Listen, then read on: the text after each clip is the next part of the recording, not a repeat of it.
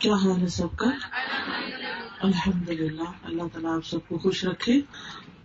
چلیے شروع کرتے ہیں. نحمده ونصلی علی رسولہ الکریم، اما بعد فاعوذ باللہ من الشیطان الرجیم. بسم اللہ الرحمن الرحیم. رب اشرح لی صدری ویسر لی امری واحلل عقدۃ من لسانی یفقہوا قولی. اللہ سبحانہ و تعالیٰ کا بہت زیادہ احسان اور شکر ہے ہم پر، جس نے ہمیں مسلمان بنایا اور ہمیں اس بات کی سمجھ دی کہ ہم اللہ کے بندے ہیں، انسانوں کے بندے نہیں. اللہ ہی ہمارا رب ہے، اسی نے ہمیں پیدا کیا ہے، وہی ہمیں رزق دینے والا ہے. مرنے کے بعد ہم نے اسی کے حضور حاضر ہونا ہے، اور جب ہم اس سے ملاقات کریں گے تو وہ ہم سے یہ پوچھے گا کہ ہم نے کیا کیا، دنیا میں کیا کر کے آئے ہیں. وہ یہ نہیں پوچھے گا کہ تم نے کتنا کمایا، تمہارا گھر کیسا تھا، تمہارے بچے قابل کتنے تھے. نہیں، وہ ہم سے پوچھے گا کہ تم کتنے اچھے انسان تھے اور تمہارا عمل کیا ہے. تو ہم سب کو بھی فکر اسی بات کی ہونی چاہیے کہ ہم اپنے اعمال کو درست کریں، اپنے کاموں کو اللہ کی مرضی کے مطابق کریں، اور جو بھی نیک عمل کریں اسی کی رضا کے لیے اور اسی کی خوشی کے لیے کریں. وہاں پر کسی نے بھی کام نہیں آنا، نہ ہی ہمارے ماں باپ ہمارے کام آئیں گے. دنیا میں تو یہ ہوتا نا، کوئی دکھ تکلیف ہو تو ماں باپ آ جاتے ہیں، لیکن وہاں ایسا نہیں ہوگا. اسی طرح نہ ہی وہاں ہمارے بچوں نے کام آنا ہے، نہ بہن بھائیوں نے کام آنا ہے، نہ جو دین کے بزرگ ہیں انہوں نے کام آنا ہے. وہ ہر کوئی جو نیک ہے نا، وہ اپنے لیے نیک ہے، وہ اپنی نیکی کر کے کسی اور کو نہیں دے رہا. اب آپ قیامت کے دن یہ نہیں کریں گے کہ اللہ جو نمازیں میں نے پڑھی ہیں نا وہ آپ میرے بچے کو دے دیں کہ کوئی یہ نمازی نہیں تھا اور اس کو جہنم میں نہ ڈالے، مجھے ڈال دیں. کریں گے کوئی ایسا؟ کوئی بھی ایسا نہیں کرے گا. تو کون سا بزرگان دین میں سے ایسا ہوگا کہ جو کہے کہ میری نیکیاں ان لوگوں کو دے دیں اور ان کے گناہ میں لے لیتا ہوں؟ کوئی سودا کرے گا ایسا؟ کوئی بھی نہیں کرے گا. اس لیے ہم سب کو اپنے اعمال کی فکر کرنی چاہیے. آج میں چند اعمال کا ذکر کروں گی جو دیکھنے میں تو بہت چھوٹے ہیں، آسان ہیں، لیکن ان کا اجر بہت بڑا ہے، اجر بڑا ہے. تو اس لیے ان اعمال کی آپ نے پابندی کرنی ہے. سب سے پہلی چیز، پاک صاف ہونے کے لیے وضو کرنا. نماز کے لیے وضو، ویسے اگر ہو سکے تو دن میں جتنا بھی وضو رکھ سکے. جب کوئی بندہ وضو کرتا ہے تو نہ صرف یہ کہ اس کے ہاتھ پاؤں دھل جاتے ہیں، منہ دھل جاتا ہے، وہ صاف ہو جاتا ہے، بلکہ اس کے گناہ بھی دھلتے ہیں. عثمان بن عفان رضی اللہ عنہ سے مروی ہے کہ رسول اللہ صلی اللہ علیہ وسلم نے فرمایا، جس نے وضو کیا اور خوب اچھی طرح وضو کیا تو اس کے جسم سے اس کے گناہ نکل جاتے ہیں، حتیٰ کہ ناخنوں کے نیچے سے بھی نکل جاتے ہیں. تو آپ دیکھیے کتنا بڑا اجر اور ثواب ہے اور کتنا بڑا فائدہ ہے. اس لیے جب آپ اگلی دفعہ وضو کریں گے تو شوق سے کریں، اپنے اعضاء مل کے کریں، اور یہ سوچیں کہ یہ اوپر سے بھی صاف ہو رہا ہے اور یہ اندر سے بھی صاف ہو رہا ہے، باہر بھی صاف ہو رہا ہے اور اندر بھی صاف ہو رہا ہے. یہ تو ہے دنیا کا فائدہ. قیامت کے دن کیا ہوگا؟ رسول اللہ صلی اللہ علیہ وسلم نے فرمایا، میری امت کے لوگ قیامت کے دن بلائے جائیں گے جبکہ وضو کے نشانات کی وجہ سے ان کی پیشانیاں اور ہاتھ پاؤں چمک رہے ہوں گے. تو جو کوئی تم میں سے اپنی چمک بڑھانا چاہے اس کو بڑھا لے. یعنی قیامت کے دن محمد صلی اللہ علیہ وسلم کی امت جو ہے اس کی پہچان ہی اس کا وضو ہوگا. وضو کی وجہ سے وہ چمک رہے ہوں گے اور سارے لوگوں کے مقابلے میں الگ ہی ہوں گے. بالکل ایسے ہی نا جیسے آپ جب کسی کی شادی ہوتی ہے تو دلہن جو ہوتی ہے وہ اس کے کپڑوں پہ گوٹا لگا ہوتا ہے، چمکنے والے، اور اس کو میک اپ کیا ہوتا ہے تو دور سے ہی دیکھ کے پہچان جاتے ہیں اچھا یہ دلہن ہے. کوئی یہ تھوڑی کرتا ہے کہ شادی پہ آئے اور اسے کہے کہ اچھا دلہن کون ہے، مجھے تو پتہ ہی نہیں. اس کے رنگ روپ، اس کے کپڑوں، اس کے چمک دمک کی وجہ سے اس کی خوبصورتی کی وجہ سے ہر کوئی پہچان لیتا ہے. اسی طرح جو لوگ دنیا میں وضو کرتے ہیں وہ قیامت کے دن پہچان لیے جائیں گے اور ان کا رب ان سے راضی ہوگا. پھر اسی طرح وضو کرنے کے بعد دعا پڑھنی چاہیے، اور وہ جو دعا ہے نبی صلی اللہ علیہ وسلم نے خود سکھا دی ہے، بہت ہی آسان دعا ہے. عقبہ بن عامر سے روایت ہے، وہ کہتے ہیں کہ ہمارے ذمے اونٹ چرانے کا کام تھا. ہم دیہاتی لوگ تھے، اونٹ چراتے تھے. میری باری آئی تو میں شام کے وقت ان کو چرا کر واپس لایا تو میں رسول اللہ صلی اللہ علیہ وسلم کو دیکھ رہا ہوں کہ آپ کھڑے ہو کر لوگوں کو کچھ بتا رہے ہیں. تو میں بھی سننے کے لیے کھڑا ہو گیا. مجھے آپ کی یہ بات سننے کو ملی کہ جو بھی مسلمان وضو کرتا ہے اور اچھی طرح وضو کرتا ہے، پھر کھڑے ہو کر اپنے دل اور چہرے کی توجہ کے ساتھ 2 رکعت نماز پڑھتا ہے تو اس کے لیے جنت واجب ہو جاتی ہے. کوئی مشکل کام نہیں، کوئی مشکل نہیں. کہتے ہیں میں نے کہا کیا خوب بات ہے، یہ کتنی اچھی بات ہے جو آپ نے بتائی ہے. تو میرے سامنے ایک کہنے والا کہنے لگا اس سے پہلے والی بات اس سے بھی زیادہ اچھی تھی. میں نے دیکھا کہ وہ کون ہے یہ جو کہہ رہے ہیں، تو وہ عمر رضی اللہ عنہ تھے. انہوں نے کہا میں نے دیکھا ہے تم ابھی آئے ہو، تمہیں نہیں پتا جو پچھلی بات گزر گئی ہے. آپ صلی اللہ علیہ وسلم نے اس سے پہلے فرمایا تھا تم میں سے جو شخص بھی وضو کرے اور اپنے وضو کو پورا کرے یا خوب اچھی طرح وضو کرے، یعنی یہ نہیں کہ کچھ حصہ خشک رہ جائے اور کچھ ایسے بس جلدی جلدی نہیں، اچھی طرح مل کے دھونا چاہیے. پھر یہ کہے اشہد ان لا الہ الا اللہ وان محمدا عبد اللہ ورسولہ، میں گواہی دیتا ہوں کہ اللہ کے سوا کوئی معبود نہیں اور محمد صلی اللہ علیہ وسلم اس کے بندے اور اس کے رسول ہیں، تو اس کے لیے جنت کے 8 دروازے کھول دیے جاتے ہیں. یعنی آپ سوچئے کہ یہ کوئی مشکل کام ہے، کچھ بھی مشکل نہیں. لیکن کتنے لوگ ہیں جو وضو میں سستی کر کے پھر نماز بھی نہیں پڑھتے، ہائے وضو کرنا پڑے گا، خاص طور پر سردیوں میں. تو ایسا شخص کہ جو اچھے سے وضو کرے اور پھر کیا پڑھے اشہد ان لا الہ الا اللہ وان محمدا عبد اللہ ورسولہ. اسی طرح ایک اور دعا بھی ہے سبحانک اللہم ربنا وبحمدک اشہد ان لا الہ الا اللہ واشہد ان محمد رسول اللہ. تو اصل میں کلمہ شہادت پڑھنا ہے، سیدھی سی بات ہے. کیا پڑھنا ہے؟ کلمہ شہادت پڑھنا ہے. کب پڑھنا ہے؟ وضو کے بعد.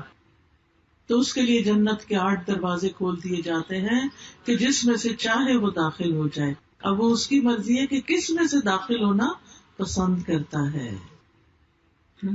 تو پیاری بہنوں، اصل بات یہ ہے کہ ہم نیت کر لیں، ارادہ کر لیں کہ ہم نے وضو بھی کرنا ہے اور نماز بھی پڑھنی ہے اور اللہ کے ایک ہونے کی گواہی دینی ہے.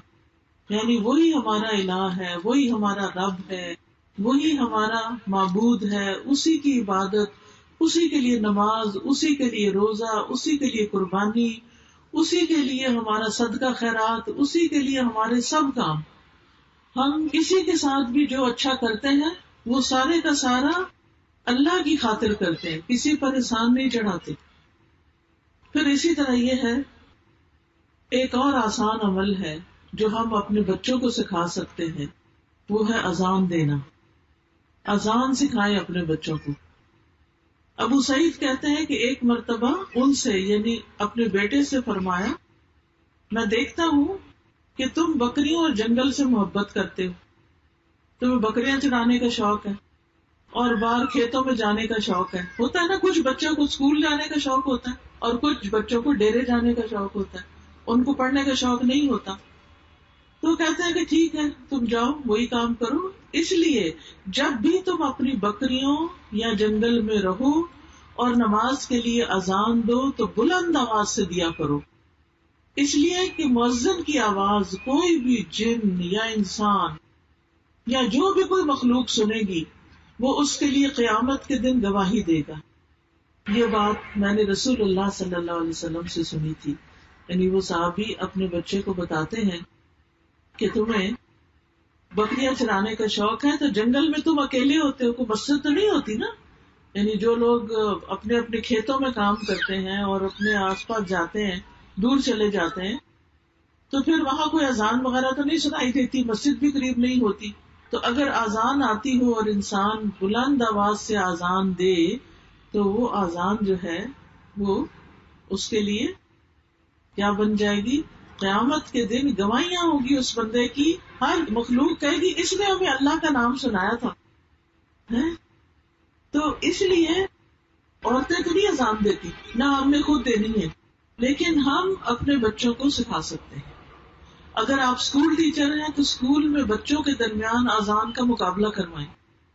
آپ دیکھیں اسکولوں میں مختلف طرح کے فنکشن ہوتے رہتے ہیں، اس میں نظموں کے مقابلے، اور اب تو افسوس کے ساتھ کہنا پڑتا ہے کہ گانوں کے مقابلے اور پتہ نہیں کس کس چیز کے کرتے رہتے ہیں. لیکن اللہ کا نام بلند کرنا، اذان کیا ہے؟ اللہ اکبر، اللہ سب سے بڑا ہے، اللہ اکبر، اللہ سب سے بڑا ہے. تو یہ اتنا بڑا اللہ کا نام بلند کرنا جو ہے یہ کوئی معمولی بات نہیں ہے. لیکن آپ دیکھیں کہ اب بچوں کو اذان بھی پوری نہیں آتی ہوتی، اور آیت الکرسی بھی نہیں آتی، اور دعائے قنوت بھی نہیں آتی. تو ہم کس طرح کے مسلمان گھرانے ہیں کہ ہمارے بچوں کو دین کی بنیادی چیز بھی نہ آئے؟ اگر ان کو نہیں آئے گی تو یہ اپنے آگے بچوں کو کیسے سکھائیں گے؟ تو اس لیے جو ٹیچرز یہاں بیٹھی ہیں، جو آگے اسکولوں میں پڑھاتی ہیں، ان کو چاہیے کہ اپنی اپنی کلاس کے بچوں کو سکھائیں اور ان کا مقابلہ کرائیں اور اس پر انعام دیں، اور اس پر ان کو بھی اجر ملے گا کیونکہ آپ نے ان کو سکھایا. اور اس کے لیے آپ طریقہ یہ کر سکتے ہیں کہ جیسے نیٹ سے یا وہ آڈیو میں جو اچھی اچھی اذانیں ہیں، جیسے سعودی عرب کی اذان ہے یا مدینہ کی اذان ہے یا اور اچھی اذانیں، وہ بچوں کو سنا کے اس کی ٹیون بھی یاد کروائیں. اسی طرح خوب اچھی طرح بلند آواز سے بہترین اذان دیں کہ جو دل میں اتر جائے. حضرت بلال رضی اللہ عنہ جو تھے وہ اذان دینے کی وجہ سے بھی مشہور تھے، یعنی نبی صلی اللہ علیہ وسلم کے مؤذن تھے. پھر اس کے بعد یہ ہے کہ نماز پڑھنا. اب دیکھیں نماز پڑھنا کچھ لوگوں کو بڑا ہی بھاری لگتا ہے. نماز بہت بڑی چیز ہے، لیکن ان لوگوں پہ بالکل بھاری نہیں جو اللہ سے ڈرتے ہیں، ان کے لیے آسان چیز ہے. آپ دیکھیے نماز سے انسان کے گناہ مٹ جاتے ہیں.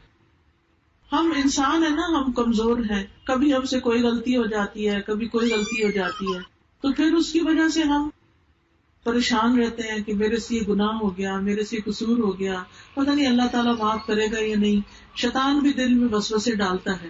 تو ایسی صورت میں انسان کو کیا کرنا چاہیے؟ نماز پڑھ لینی چاہیے.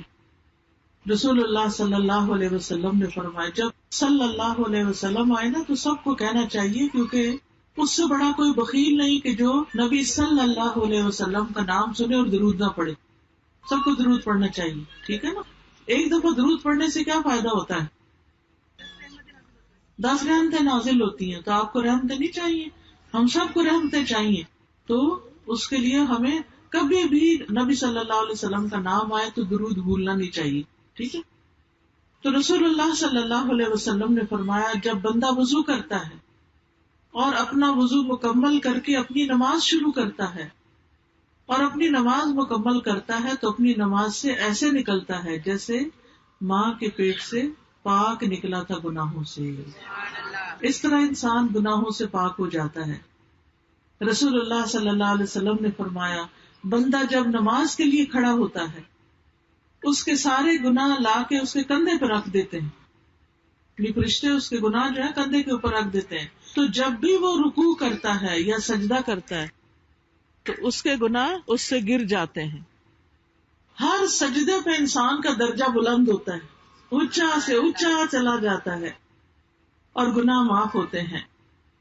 نبی صلی اللہ علیہ وسلم نے یہ فرمایا تھا اپنے ایک صحابی کو تم اللہ کے لیے کثرت سے سجدے کیا کرو، کیونکہ تم اللہ کے لیے جو بھی سجدہ کرو گے اللہ اس کے نتیجے میں تمہارا درجہ ضرور بلند کرے گا اور اس کے ذریعے تمہارا کوئی گناہ معاف کر دے گا. تو اس لیے خوشی سے نماز پڑھنی چاہیے، نماز میں سستی نہیں کرنی چاہیے. ہمیں نہیں پتا ہماری موت کب آ جائے. آج کل آپ دیکھیں کتنے لوگ ہارٹ اٹیک سے فوت ہو جاتے ہیں، کچھ لوگ ایکسیڈنٹ میں فوت ہو جاتے ہیں. اچانک موتیں جو آتی ہیں تو ہمیں نہیں پتا کہ ہم نے دنیا سے کب چلے جانا ہے. تو بے نماز ہو کے نہ جائیں. اللہ ہمیں بھی، ہمارے بچوں کو، ہسبینڈ بہن بھائیوں رشتہ داروں، اللہ تو سب کو توفیق دے، سب کو نمازی بنا دے، کیونکہ نماز مومن کی آنکھوں کی ٹھنڈک ہوتی ہے. فجر کی 2 رکعتیں ہیں، یعنی 2 سنتیں اور 2 فرض ہیں.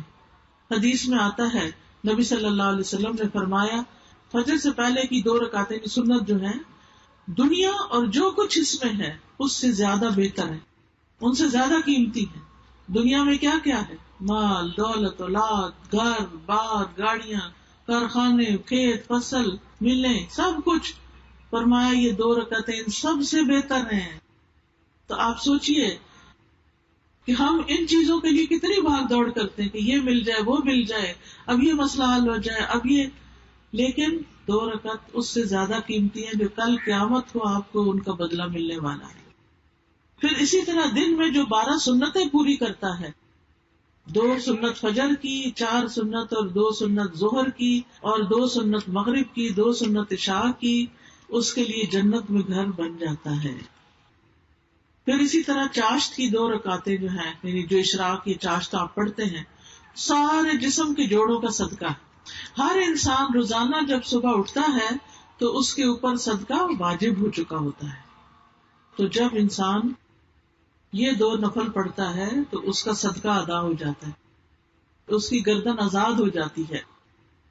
پھر اسی طرح اگر مرد حضرات جماعت سے نماز پڑھیں تو اس پر ان کو 27 گنا زیادہ ثواب ملتا ہے مسجد جانے کا. اور پھر آپ دیکھیں کہ عورت کے لیے گھر میں نماز پڑھنا زیادہ اجر و ثواب کا باعث ہے. اچھا، نماز کے بعد ہم فوراً اٹھنے کی کرتے ہیں، ادھر سلام پھیرا، ادھر فٹافٹ اٹھے، وہ بچے نے کچھ کر دیا، وہ ہنڈیا جل گئی، وہ دروازے پہ کوئی آ گیا، یہ فون کی گھنٹی بج گئی، ہم پھر ذکر نہیں کرتے. تو آپ دیکھیے جب تک انسان نماز کے بعد مصلی پہ بیٹھتا ہے، جائے نماز پہ بیٹھتا ہے، فرشتے اس کے لیے دعا کرتے رہتے ہیں، فرشتوں کی دعائیں ملتی ہیں اس کو. یہ معمولی چیز ہے. آپ لوگوں کی منتیں کرتے ہیں ہمارے لیے دعا کر دیں، ہمارے لیے یہ مسئلہ ہے ہمارا. آپ لوگوں کو پابند کرتے ہیں ہمارے لیے ہمیشہ دعا کرنا، اتنی دعا کرنا، اتنی دعا کرنا. لیکن کس کو یاد رہتا ہے؟ لوگ اپنی بھی بھول جاتے ہیں، ہمارے لیے کیا یاد رکھیں گے. تو آپ دیکھیے کہ جب کوئی شخص مصلی پہ بیٹھ کے ذکر اذکار کرتا ہے نماز کے بعد تو اس کے لیے فرشتے دعا کرتے ہیں. نبی صلی اللہ علیہ وسلم نے فرمایا جب تک تم اپنے مصلی پر جہاں تم نے نماز پڑھی تھی بیٹھے رہو اور ہوا خارج نہ کرو، یعنی وضو نہ ٹوٹے، تو فرشتے دعا کرتے رہتے ہیں، کہتے ہیں اے اللہ اس کو بخش دے، اے اللہ اس پر رحم فرما. تو کتنی بڑی بخشش کی بات ہے، کتنے بڑے اعزاز کی بات ہے. پھر اسی طرح جمعے کا دن جو ہے وہ بھی خاص دن ہوتا ہے جس میں جمعہ پڑھا جاتا ہے مردوں کے لیے. پھر نماز جنازہ بھی اسی طرح بہت بڑی نیکی کا کام ہے. نبی صلی اللہ علیہ وسلم نے فرمایا جو شخص جنازے میں شریک رہا یہاں تک کہ نماز جنازہ ادا کر لی گئی تو اس کے لیے 1 قرات ہے، اور جو جنازے میں شریک رہا یہاں تک کہ میت کو دفن کر دیا گیا اس کے لیے 2 قرات ہیں. پوچھا گیا 2 قرات کا کیا مطلب ہے کہ اتنا ثواب ملے گا؟ فرمایا 2 بڑے پہاڑوں کی طرح. جو کسی کے جنازے میں جاتا ہے اور پھر یعنی دفن تک شریک رہتا ہے تو اتنا بڑا اجر اس کو ملتا ہے. آپ سوچئے کہ ہمارے لیے کتنے بڑے موقع ہیں نیکیاں کمانے کے، لیکن ہم ان سے محروم رہ جاتے ہیں. تو اگر آپ اپنے بچوں کو کہیں گے کہ جاؤ تم بچے تم بھی جا کے جنازہ پڑھو، تو وہ دیکھیں ایک تو دل نرم ہوتا ہے، دوسرا میت کے لیے دعا ہوتی ہے، اس کی بخشش ہوتی ہے. آج اگر ہم کسی کے لیے دعا کریں گے تو کل کوئی ہمارے لیے بھی کرے گا. دیکھیں نا، جو نیکی کرتا ہے کسی کے ساتھ احسان کرتا ہے تو اسی کے لیے پھر خیر کے دروازے کھلتے ہیں نا. یہ تو نہیں ہو سکتا کہ آپ کسی کے لیے کچھ بھی نہ کریں اور لوگ ہی سب کچھ آپ کے لیے کریں. کوئی بھی تعلق جو ہوتا ہے وہ 2 طرفہ ہوتا ہے، کر بھلا ہو بھلا. آپ بھلا کریں گے تو آپ کے ساتھ بھلا ہوگا. پھر اسی طرح ایک اور آسان نیک کام ہے، وہ ہے مسجد بنانا یا مسجد کی طرف جانا. ابو ہریرہ رضی اللہ عنہ سے مروی ہے کہ نبی صلی اللہ علیہ وسلم نے فرمایا 7 قسم کے آدمیوں کو اللہ تعالیٰ اس دن اپنے عرش کے سائے میں جگہ عطا کرے گا جس دن اللہ کے سائے کے سوا کوئی سایہ نہ ہوگا. ان میں سے ایک وہ آدمی جس کا دل مسجد میں اٹکا رہے، اس کو مسجد سے محبت ہو. یہ محبت آپ اپنے بچوں کے، مردوں کے دلوں میں پیدا کریں کہ دیکھیں قیامت کے دن جب سورج سوا نیزے پہ ہوگا، دھوپ ہی دھوپ ہوگی ہر طرف، ایسے لوگ جن کو مسجدوں سے محبت ہے ان کے اوپر سایہ آ جائے گا. آپ کہتے ہیں نا، ہم بچوں کو کہتے ہیں نماز پڑھو، وہ جاتے نہیں، مسجد نہیں جاتے، نماز نہیں پڑھتے، کیونکہ انہیں اس کا اجر و ثواب نہیں پتا. اگر ثواب پتا ہو اور اس پر ایمان بھی ہو، یقین بھی ہو، تو پھر کوئی وجہ نہیں کہ وہ نیکی کے کام دوڑ دوڑ کے نہ کریں. پھر اسی طرح مسجد جاتے ہوئے ہر قدم پہ ایک گناہ معاف ہوتا ہے، ہر قدم پہ نیکی لکھی جاتی ہے، چاہے وہ جائیں چاہے وہ واپس آئیں. اسی طرح اگر کوئی مسجد بناتا ہے تو آپ صلی اللہ علیہ وسلم نے فرمایا، جو شخص اللہ کی رضا کے لیے مسجد کی تعمیر کرتا ہے، اللہ اسی طرح کا ایک گھر اس کے لیے جنت میں بنا دیتا ہے. تو جنت کمانے کے لیے مسجدوں کو بنانا، آباد کرنا اور ان کی خوبصورتی اور ان کی صفائی اور ان چیزوں کا انتظام، اور مسجدوں کی اصل آبادی جو ہے وہ ان میں نماز پڑھنے سے ہوتی ہے. تو گھر کے مردوں کو مسجد جانے کے لیے انکریج کیا کریں. اسی طرح ایک اور عمل ہے اور وہ ہے روزہ رکھنا. فرض روزوں کا بھی بڑا ثواب ہے اور نفل روزوں کا بھی بڑا ثواب ہے. جس کو ہمت، توفیق ہو، صحت ہو، اسے ضرور اس کا اہتمام کرنا چاہیے. ابو سعید خدری رضی اللہ عنہ کہتے ہیں کہ میں نے نبی صلی اللہ علیہ وسلم کو فرماتے ہوئے سنا، جو شخص اللہ کی راہ میں ایک دن کا روزہ رکھے گا، اللہ اس کے چہرے کو دوزخ کی آگ سے 70 سال کے فاصلے پہ دور کر، اتنا دور کر دے گا اللہ تعالیٰ آگ کو اس سے، یعنی آگ اس کے چہرے کو نہیں لگ سکے گی. اللہ کی خاطر روزہ رکھنا. پھر اسی طرح ہر مہینے کے 3 روزے ساری عمر کے روزوں کے برابر اجر ہے. ہر مہینے 3 روزے انسان رکھ لے، اور یہ 3 روزے خاص طور پر 13، 14 اور 15 چاند کی تاریخیں جو ہوتی ہیں ان میں رکھنا زیادہ اجر کی بات ہے. پھر عرفہ کے دن روزہ رکھنا 2 سال کے گناہوں کی معافی کا ذریعہ بنتا ہے. پھر اسی طرح ایک اور نیک عمل ہے صدقہ خیرات کرنا. صدقہ خیرات جو ہے، ایک چیز کو اللہ کے راستے میں خرچ کرتا ہے تو اس کا 10 گنا سے لے کے 700 گنا تک اجر ملتا ہے. رسول اللہ صلی اللہ علیہ وسلم نے فرمایا، جس نے اللہ کی راہ میں کوئی چیز خرچ کی، اور اللہ کی راہ میں کرنے کا مطلب یہ کہ اللہ کے دین کے لیے خرچ کی، اس کا اجر 700 گنا لکھا جاتا ہے. یعنی جیسے ابھی مسجد بنانے کی بات تھی، یا کوئی عمرے حج پہ جا رہا ہے اس کو دینا، یا پھر کوئی مدرسہ بنوانا، مدرسے میں تعلیم کا انتظام کرنا، جو بچے آ رہے ہیں ان کی کتابوں کا انتظام کرنا، یا پھر ٹرانسپورٹ کا انتظام کرنا، یہ سب فی سبیل اللہ میں صدقہ خیرات ہے. پھر اسی طرح صدقہ کرنے سے فرشتوں کی دعائیں ملتی ہیں. اللہ کے راستے میں ایک جوڑا خرچ کرنے سے، یعنی 2 چیزیں، مثلا پانی کی 2 بوتلیں، کپڑے کے 2 جوڑے، اس طرح کر کے 2 چیزیں خرچ کرنے سے ثواب کتنا ہوتا ہے؟ رسول اللہ صلی اللہ علیہ وسلم نے فرمایا، جس نے اللہ کی راہ میں ایک جوڑا خرچ کیا، اس کو جنت کے ہر دروازے سے خزانچی بلائیں گے، ادھر آؤ ادھر آؤ. یعنی کتنی اجر و ثواب کی بات ہے کہ انسان دنیا میں اس کے پاس کتنی چیزیں ہوتی ہیں، تو بعض اوقات ہوتا ہے نا، ایک ہم رکھ لیتے ہیں، ایک دے دیتے ہیں، تب نہ دوسرے کا کچھ بنا نہ اپنا کچھ بنا.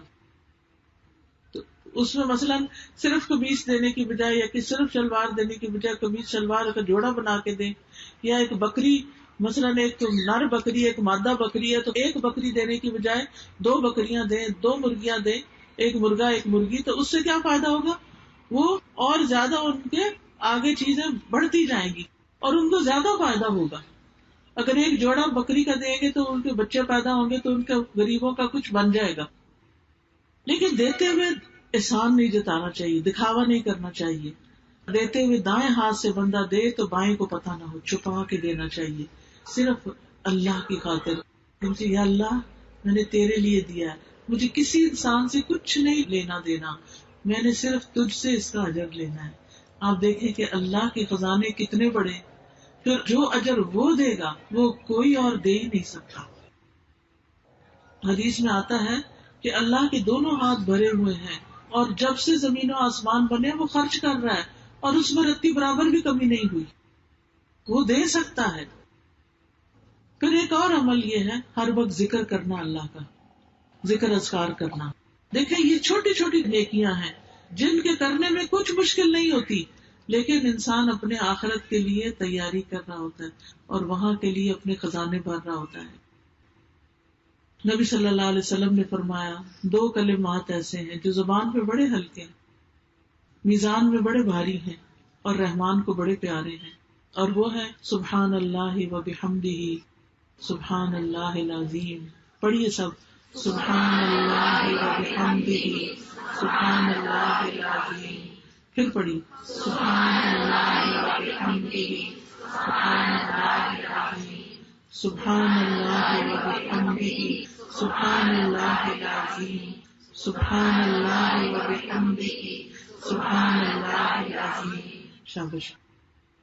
پھر اسی طرح جنت کا خزانہ ہے لا حول ولا قوت الا باللہ، لا حول ولا قوت الا باللہ، لا حول ولا قوت الا باللہ.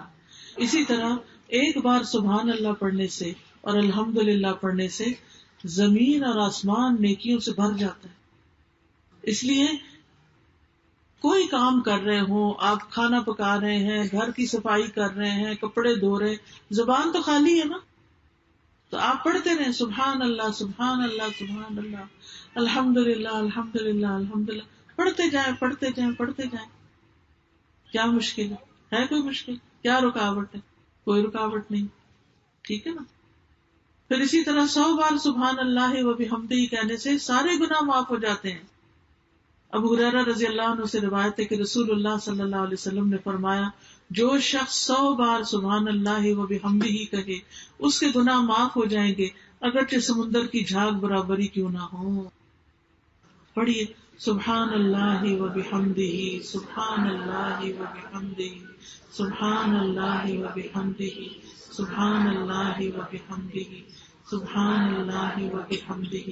اسی طرح جو بندہ 100 دفعہ یہ کلمہ پڑھے دن میں لا الہ الا اللہ وحدہ لا شریک لہ لہ الملک و لہ الحمد وہو علی کل شیء قدیر، تو اس کو 10 غلام آزاد کرنے کے برابر ثواب ملے گا.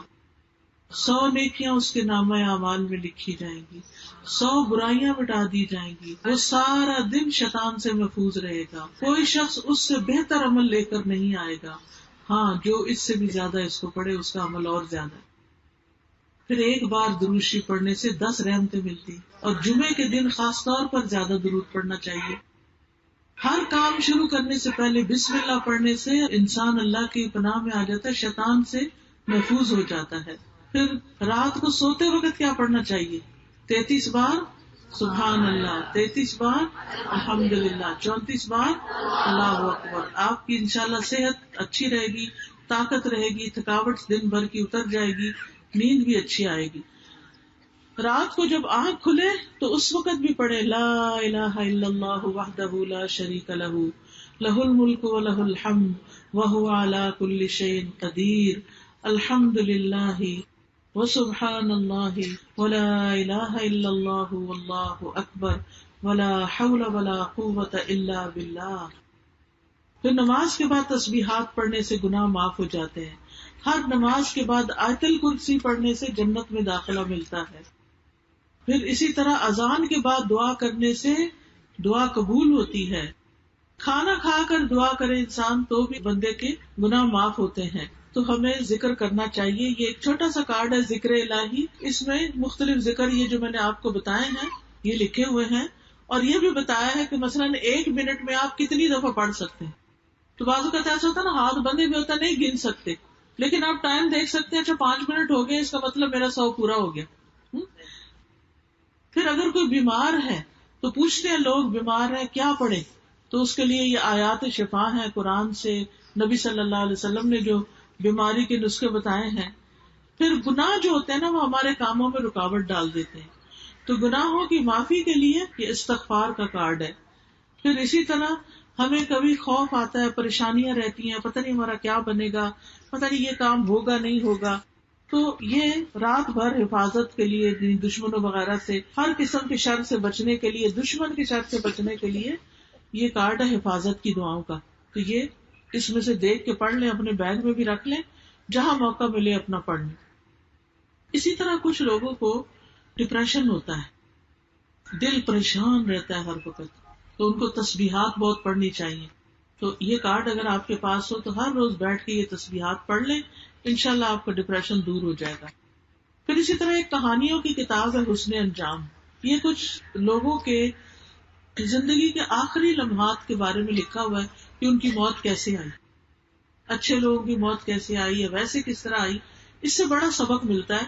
یہ اگر کتاب آپ کے پاس ہو تو آپ اپنے بچوں کو بھی یا بزرگوں کو پڑھ کے بھی سنا سکتے ہیں، اور اس سے ان کی آخرت کی تیاری میں آسانی ہوگی. پھر صدقہ خیرات کے کتنے فائدے ہیں، یہ کتاب اس کے بارے میں ہے. انسان جب علم حاصل کرتا ہے تو اس کو شوق آتا ہے کہ میں اور بھی کام کروں.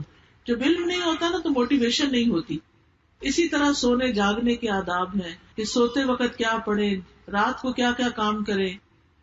پھر ہر طرح کی دعائیں آپ کو مل جائیں گی اس کتاب میں. دعا کیجیے کے اندر وہ آپ اپنی اولاد کے لیے، ماں باپ کے لیے، جس کے لیے دعائیں کرنا چاہیں. تو یہ کتابوں کا سٹال لگا ہوا ہے. اس کے بعد انشاءاللہ جب درس ختم ہو جائے تو اپنے لیے بھی لیں اور اپنے رشتہ داروں کے لیے، کسی کی شادی ہو اس کو تحفہ دیں، اپنے بچوں کو دیں. اب یہ جو فی سبیل اللہ میں نے صدقہ کہا تھا نا، وہ یہی ہوتا ہے کہ کسی کو ایک اچھی کتاب خرید کے دیں، صدقے کا صدقہ، اور جب تک وہ پڑھے گا اس کا اجر آپ کو بھی ملے گا انشاءاللہ. پھر ایک اور آسان عمل ہے اور وہ ہے تلاوت قرآن. قرآن برکت والی کتاب ہے. ایک ایک حرف پر 10 نیکیاں ملتی ہیں.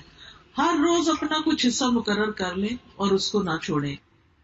پھر اسی طرح اگر آپ اٹک اٹک کے بھی پڑھتے ہیں تو پڑھتے رہیں، دگنا ثواب ملے گا. اور اٹکنا بند بھی کر دیں گے کیونکہ زبان میں روانی آ جائے گی.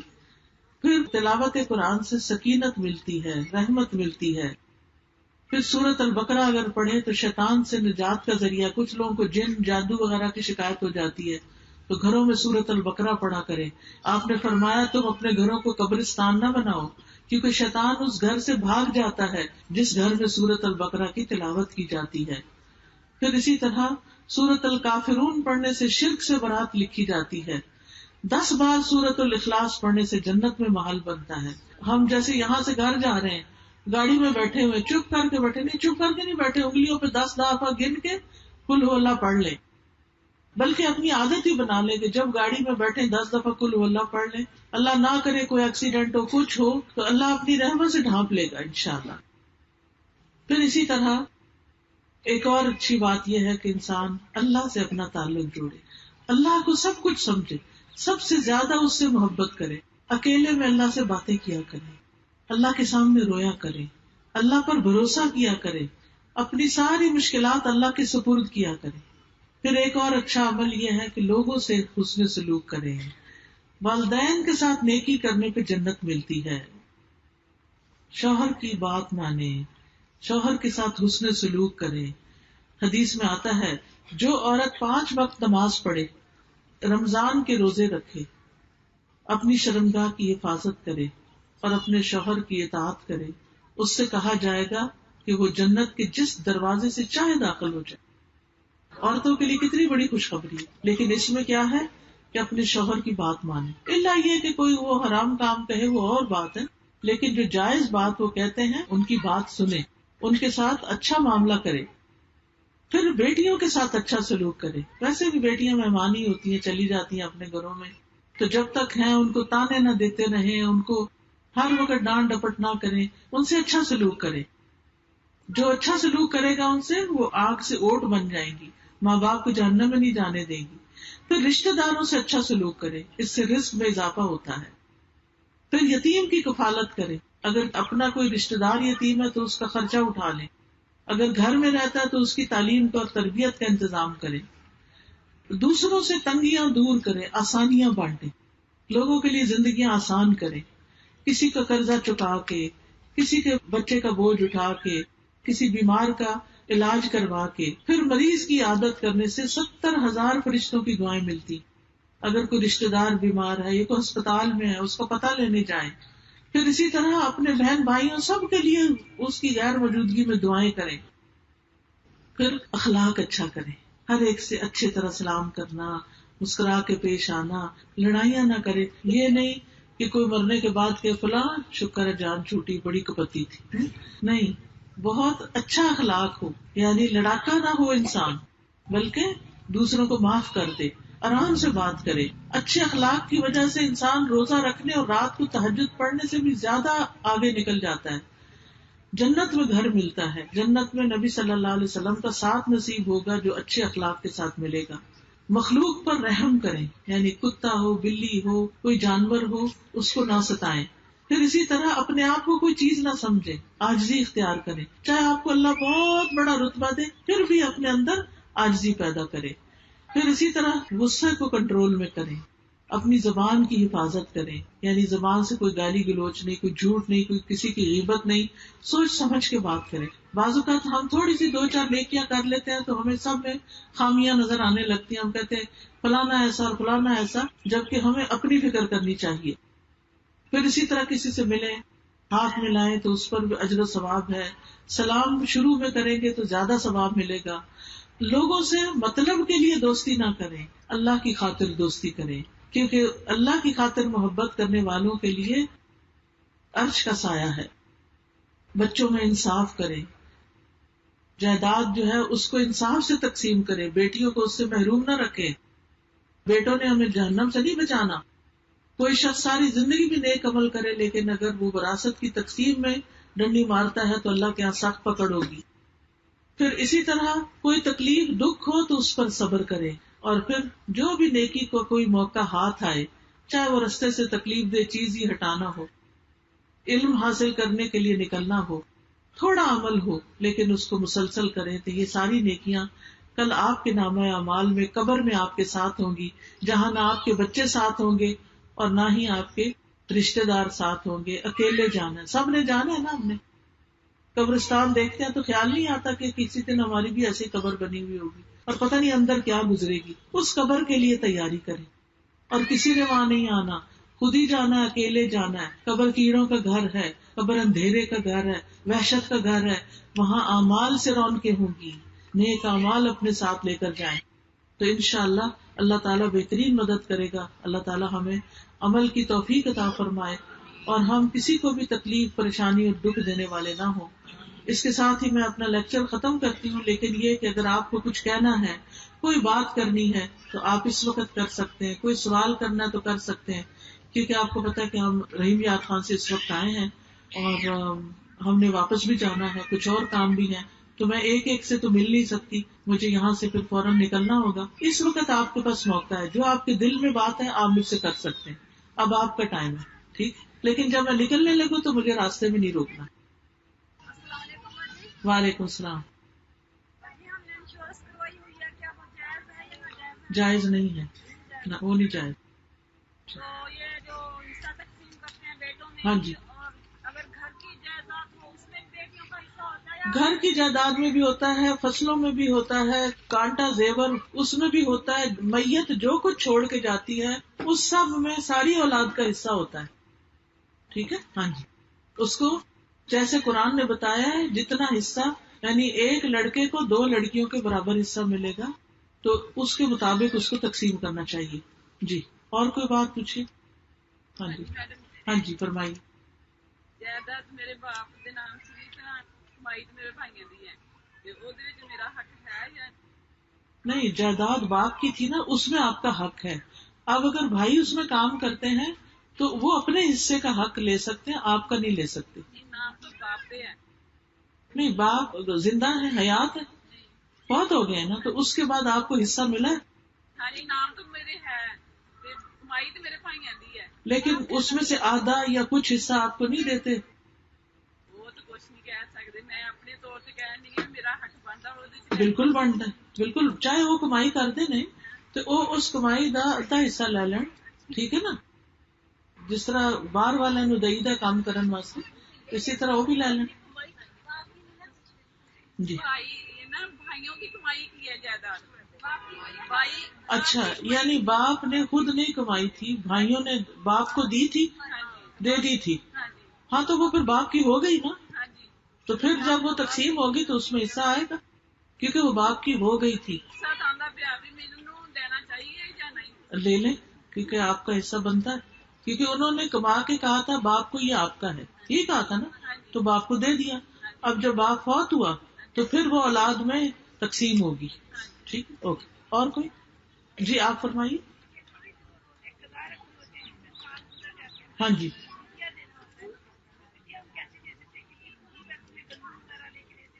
جی، جیسے پیریڈز میں روزے چھوٹ جاتے ہیں تو ان کو رکھنا فرض ہے، ان کا فدیہ نہیں ہوتا. فدیہ ہوتا ہے بوڑھے آدمی کا جو کبھی بھی رکھ نہ سکے اب، یا ایسا بیمار کہ جو ٹھیک ہی نہ ہو تو اس کا فدیہ ہوتا ہے، اور وہ گندم وغیرہ سے ہو جاتا ہے. جی جی، گندم وغیرہ سے ایک مسکین کے کھانے کا ہو جاتا ہے. جی، یعنی سال بعد آپ رکھیں گے تو اگلا سال شروع ہو گیا. جی، اگر اس کی ہمت طاقت ہے تو رکھ لے. جی میں جگہ جگہ مومن مردوں اور عورتوں کو نظریں نیچے رکھنے کا حکم دیا گیا ہے، تو ہم پورے علم کے لیے جب گھر سے باہر نکلتے ہیں تو ہمیں بات کرنی پڑتی ہے. بات کرنی پڑتی ہے تو اس میں بالکل گھور کے نہ دیکھیں، ذرا سی اپنی نظر جو ہے نا اس کا فوکس مرد کا چہرہ نہ ہو. ٹھیک ہے، اس کا دار مدار نیت پر ہوتا ہے. نیت بھی ٹھیک ہو، لیکن یہ ہے کہ انسان جس چیز کو دیکھنے سے منع کیا گیا کہ ٹکٹکی لگا کے نہ دیکھو، وہ دیکھے نہ، بار بار نہ دیکھے. تو اس میں ہمیں نقاب میں ہی رہنا چاہیے. جی، تاکہ دوسروں کے لیے فتنہ نہ بنے. اور زکوٰۃ اگر کسی نے نہ دی ہو پہلے تو وہ حساب کر کے تھوڑی تھوڑی کر کے پوری کر لے. وہ پھر نئی قیمت کے مطابق دینی چاہیے. نہیں، پرانی قیمت کے مطابق. اور عورت کا سطر کیا ہے؟ چہرہ اور ہاتھ نظر آتے رہے یا وہ کوئی کام نہیں کرتا؟ عورتوں کے سامنے عورت کا سطر کیا ہے؟ نہیں، سطر ایک ہوتا ہے حجاب جو مردوں سے ہوتا ہے، اور ایک ہوتا ہے سطر جو عورت کا عورت کے سامنے ہوتا ہے. ٹھیک ہے نا، تو عورت کا سطر جو ہے وہ بھی ناپ سے لے کر ادھر گھٹنوں تک ہے، لیکن یہ کہ جیسے دودھ پلانے کے لیے اگر تھوڑا بہت جسم ننگا ہوگا تو کوئی بات، مگر بلا وجہ بازوؤں کے بغیر قمیض سلیو لیس نہیں پہننی چاہیے، کیونکہ حیا کے منافی ہے.